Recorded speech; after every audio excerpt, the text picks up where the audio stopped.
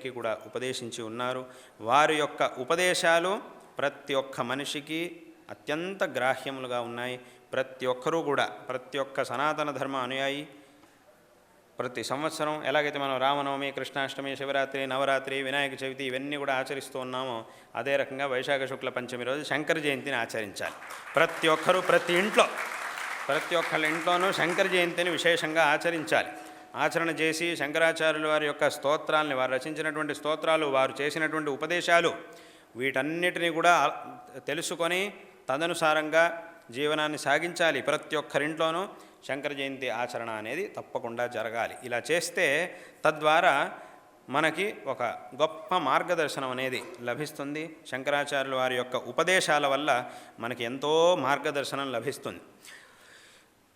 ఇక్కడ ఒక 3 విషయాలు, అంటే శంకరాచార్యుల వారి యొక్క ఉపదేశాల వల్ల మనకి 3 విధమైనటువంటి ప్రయోజనాలు కలుగుతాయి. ఏమిటి అనంటే, 1, మనకు ఏదైనా కష్టం వచ్చినప్పుడు దీని నుంచి మనం ఎలా బయటపడాలి అనేటటువంటి విషయాన్ని మనం శంకరుల ఉపదేశాల ద్వారా తెలుసుకోవచ్చు. ఇది ఒక విషయం. రెండో విషయం ఏమిటి అనంటే, అసలు మనకి కష్టాలే రాకుండా ఉండాలి అంటే ఎలా బతకాలి, ఈ విషయాన్ని కూడా శంకరాచార్యుల వారి ఉపదేశాలు మనకు తెలియజేస్తూ ఉన్నాయి.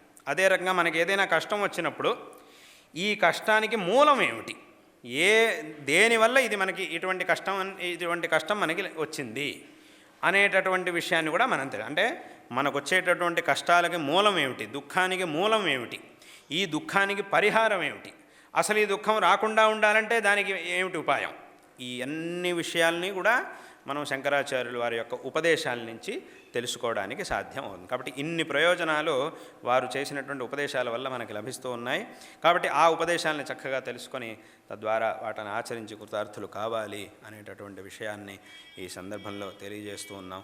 శంకరాచార్యుల వారు గ్రంథ రచనలను చేశారు. ఇది వారు చేసినటువంటి ఒక ధర్మోద్ధార కార్యం. దిగ్విజయ్. Thanks for watching.